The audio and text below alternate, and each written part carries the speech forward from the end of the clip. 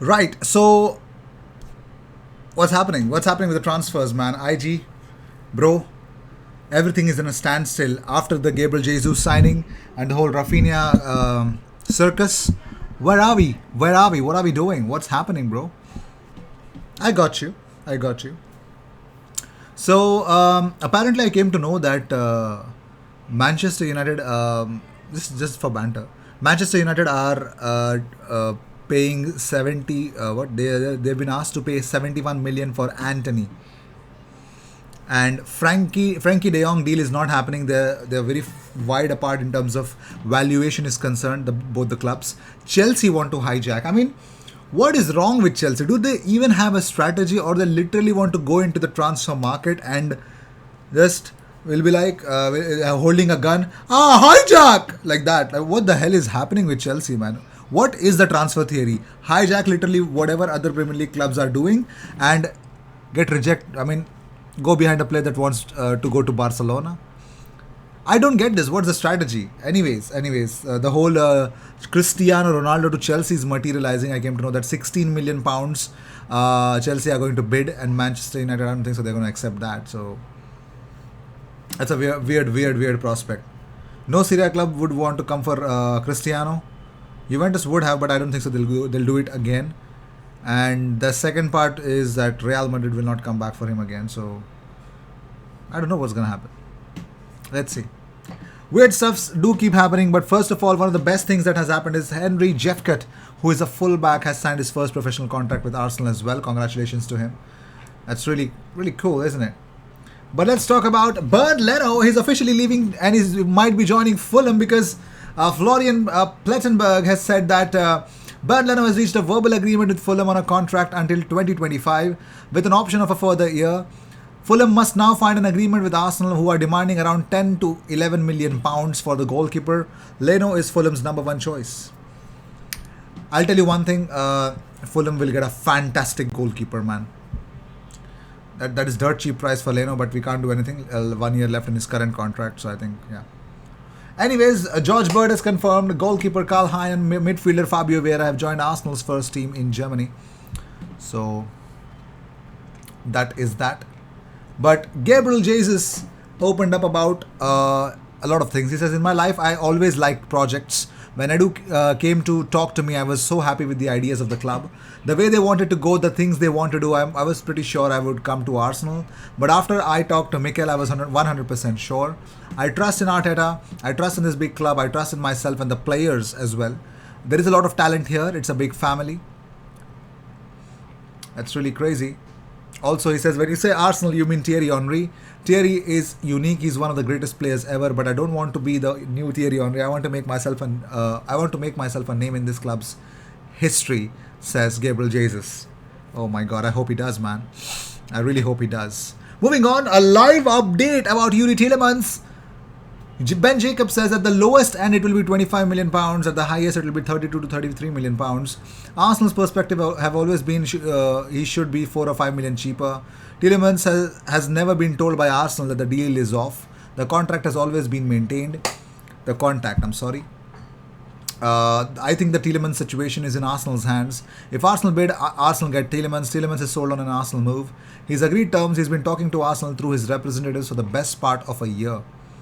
And talking about Lisandro, he says, Martinez was very sold on talking to Arteta. From what I understand, Arteta is taking a much more active direct role in this transfer window than in previous ones. He's calling up players. He's pitching the club directly. He's co-selling with Edu. That's really crazy. And talking about Jesus, he says, certainly with Gabriel Jesus, it was Arteta that was one of the big clinching aspects of that. Obviously, he knows Jesus from his time at Man City, but it was still the fact that he was able to sell Arsenal, not just himself as a manager. Ten Hag is pushing really hard and this is a priority. Arsenal are also extremely confident, and the challenge for Manchester United coming in late was always going to be the fact that Arsenal were more advanced. So, it's really crazy. It's really actually crazy in the next level. Let's see if we can get the job done. But moving on, William Saliba is in Dubai right now and at the moment, and he is expected to join up with Arsenal team in the next few days.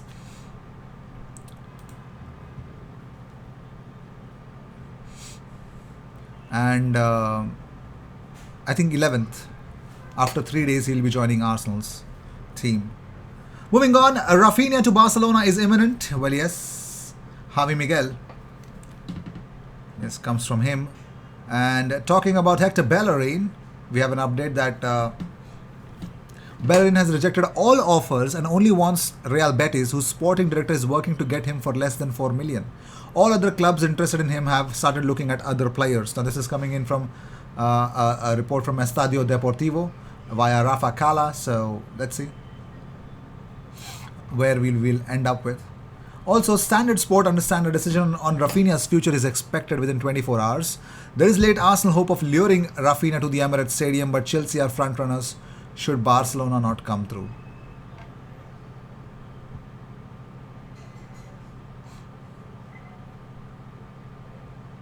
Also, Arlind Sadiku, who spoke about Edon Zegrova, he says, he has an update. He says, player is really happy with Arsenal's interest, but Lille are aware of his potential.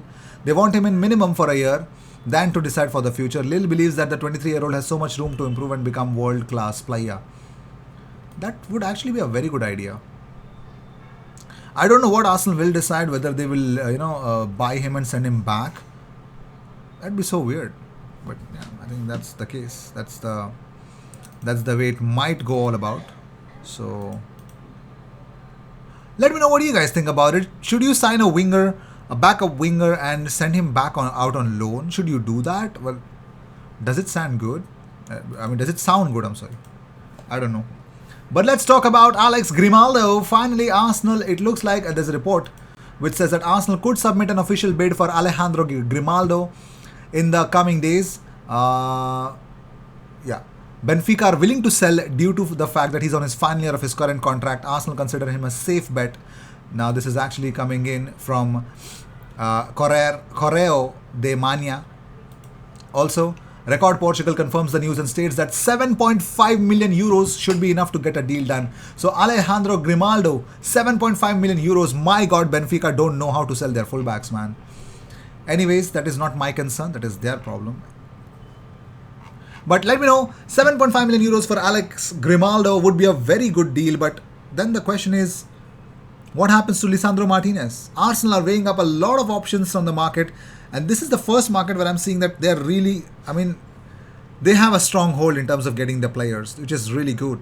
Really, really good. That's how it should be. But then they need to move quickly as well. That would also make a lot of sense, to move quickly. That's what we want as well. So, let's see where the whole situation of Edon Zegrova will stand as well. So, with this, I would like to end this episode. Thank you so much for tuning in. If you seek daily Arsenal content, the best place to be, consider subscribing.